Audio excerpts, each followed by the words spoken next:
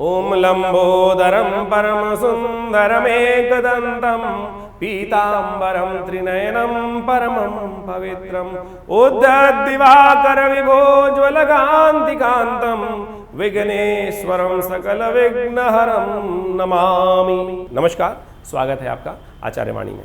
मैं आचार्य विक्रमादित्य आपके साथ हूँ और आज का विषय हमारा है राहु का प्रभाव कैसा होगा मकर राशि वालों के लिए।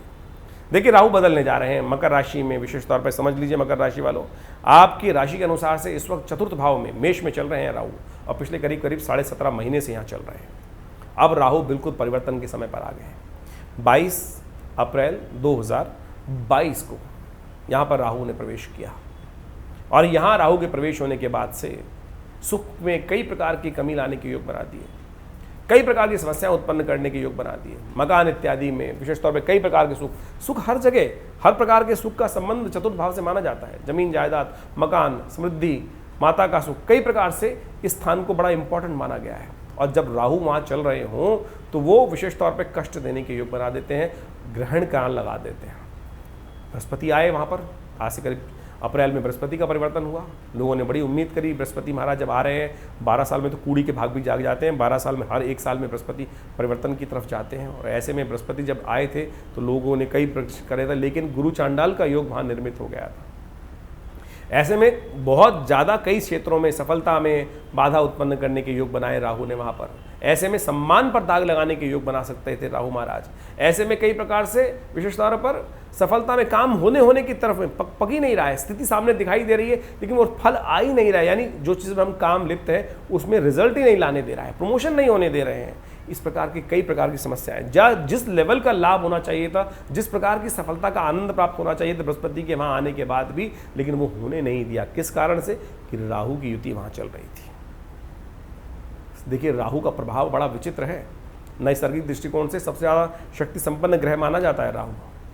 आमतौर पे राहु को इतना ज़्यादा अहमियत नहीं दी जाती, लेकिन अगर ज्योतिष के दृष्टिकोण से पूर्णतः समझा जाए तो सूर्य जैसे ग्रह, जिसको सौरमंडल का, जिनको खासतौर पर आधिपति माना जाता है, सूर्य सौरमंडल के राजा माने जाते हैं, उनको भी ग्रास में ले लेता है, चंद्रमा को भी ग्रास में ले लेते हैं राहु और उन पर भी ग्रहण लगा देते हैं। तो इसलिए ज्योतिष के दृष्टिकोण से यदि किसी ग्रहों के साथ, आमतौर पर समझें कि जो भी ग्रह सूर्य के साथ आता है अस्त हो जाता है, लेकिन जब कोई ग्रह राहु के साथ आ जाता है, सूर्य भी राहु के साथ आ जाता है, तो राहु को भी ग्रसित कर लेता है।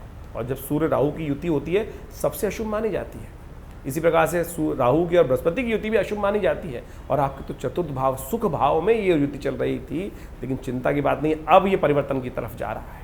और जब 30 तारीख को ये परिवर्तन की तरफ जाएगा तो आपके सबसे शुभ भाव में जाएगा, वारे न्यारे करने के योग बनाएगा।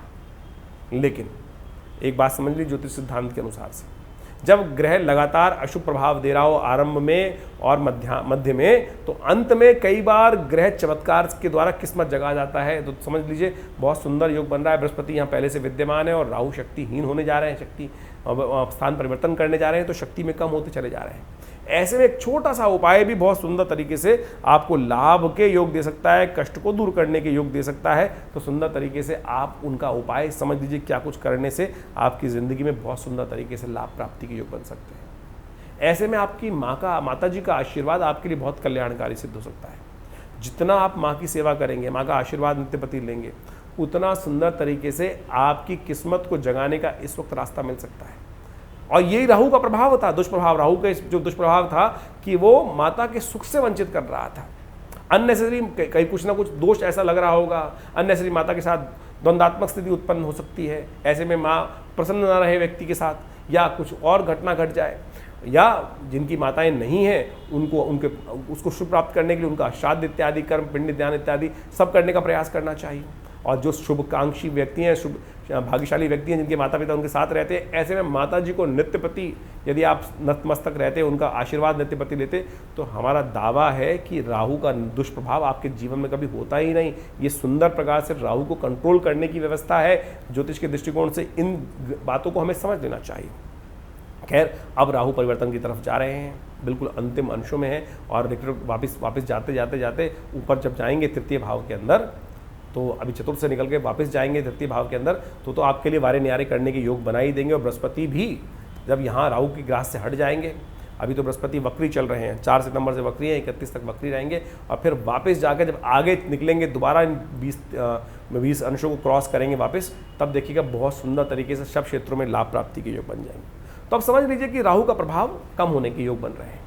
इसको ऐसे समझ लीजिए कि एक टैंक में बहुत बड़ा पानी भरा हुआ है और जब उसमें नीचे कभी छेद कर देंगे, पानी निकलने का योग बनाएंगे, तो वो छेद आप उसके प्रेशर को रोक नहीं सकते, क्योंकि ग्रह बदल कर आया है, पूर्ण प्रभाव से आया है। और जैसे जैसे वो प्रेशर धीरे धीरे घटेगा तो वो छेद जो प्रेशर है पानी का वो कम होता चला जाएगा। तब छोटे से काम से उस चीज़ को आप ठीक करने का योग बना सकते हैं।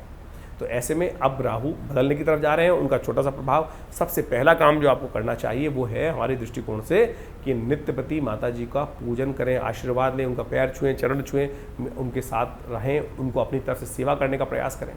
तो ये बड़ा सुंदर रहेगा। जो सौभाग्यशाली व्यक्ति जिनकी माताएं उनके साथ रहती हैं, उनका पूर्ण तरह से सेवा करने का आप कर आप इस राहु के शुभ प्रभाव को पूर्ण प्राप्त करने के योग बना सकते हैं। बृहस्पति का पूर्ण लाभ ऐसे में आपको मिल सकता है बहुत सुंदर तरीके से। अब समस्त प्रकार के सुखों पर जिस प्रकार से राहु ने अंकुश लगा रखा था, उसको ठीक करने का योग आप बना सकते हैं। सब चीज़ें आपके पास ही हैं। हर रोज़ थोड़ी साबुत काली उड़द उसका दान कर दीजिए। किसी जरूरतमंद व्यक्ति को विशेष तौर पर अवश्य दान करने का प्रयास कीजिए और हो सके तो तेल का दान कर दीजिए। शनिवार के शनिवार जितने शनिवार आए उन दिनों विशेष तौर पर एक काम करें, पीपल के पेड़ के पास जाकर एक तेल का दिया और थोड़े से तिल वहाँ उपस्थित कर दिया कीजिए। ये सारे उपाय कर आप राहु के दुष्प्रभाव को दूर कर सकते हैं और बृहस्पति के शुभ प्रभाव को प्राप्त कर सकते हैं। राहु के जाने से पहले कुछ बड़ा शुभ लाभ प्राप्ति के योग बना सकते हैं। तो राहु जाने से पहले आपको शुभ लाभ कैसे देंगे उसका सूत्र हमने आपको समझाने का प्रयास किया है। आशा करते हैं इसके द्वारा आप लाभ ले सकते हैं। देखिए ग्रह तो सारे बहुत सारे ग्रहों में आपकी जन्मपत्री में बहुत सारे योग बनते हैं। हमने गोचर के दृष्टिकोण से राहु और का प्रभाव क्या होने जा रहा है और कैसा आपके लिए योग बनने वाला है उसके बाद में आपके समक्ष एक विचार रखा है। इसके द्वारा लाभ लेने का प्रयास कीजिए। नवरात्रों पर हमने विवेकानंद योगाश्रम में बहुत विशाल यज्ञ का भगवती का श्री विग्रह जो आश्रम पे प्रतिष्ठित है वो 1947 में मुल्तान से पधारा। कहा जाता है 400 साल से पुराना भगवती का श्री विग्रह है और जो बहुत शुभ रूप से भगवती का प्रतिष्ठित है। मुल्तान से कोई एक व्यक्ति लेकर आया मूर्ति संदूक में बंद कर और वो हमारे पिता आचार्य श्री केशव देव जी महाराज को वो 1947 में लाकर जब पार्टीशन हो रहा था विशेष तौर पर, तब जाकर उनको प्राप्त हुई और उन्हीं की प्रतिष्ठा हमारे आश्रम में की गई है। करीब करीब 400 साल पुराना भगवती का चमत्कारी शिव विग्रह है और उन्हीं के सानिध्य में ये विशाल माँ भगवती का यज्ञ जो किया जा रहा है, सहस्त्र चंडी महायज्ञ किया जा रहा है, उसमें सब लोग विशेष तौर पर इस दुर्गा सप्तशती के संपूर्ण 13 अध्यायों का नित्य प्रति यज्ञ करते हैं और आप भी उस यज्ञ में स्वयं सम्मिलित हो सकते हैं। जो कहते हैं ना कि माँ भगवती कृपा प्राप्त होती है नहीं होती पता ही नहीं चलता है। इस यज्ञ में जो बैठते हैं पिछले बहुत अनेक वर्षों से करीब यहाँ से आश्रम पे ही 70 आज़ादी के बाद से प्रतिष्ठित मूर्ति है और भगवती का ध्यान कर यज्ञ करने से समस्त प्रकार के कष्ट दूर होने के योग बन जाते हैं। ऐसा हमने स्वयं हज़ारों लोगों पर देखा है। आप भी आइए, माँ भगवती का दर्शन करें, कल्याण के योग बनाएं। धन्यवाद, नमस्कार।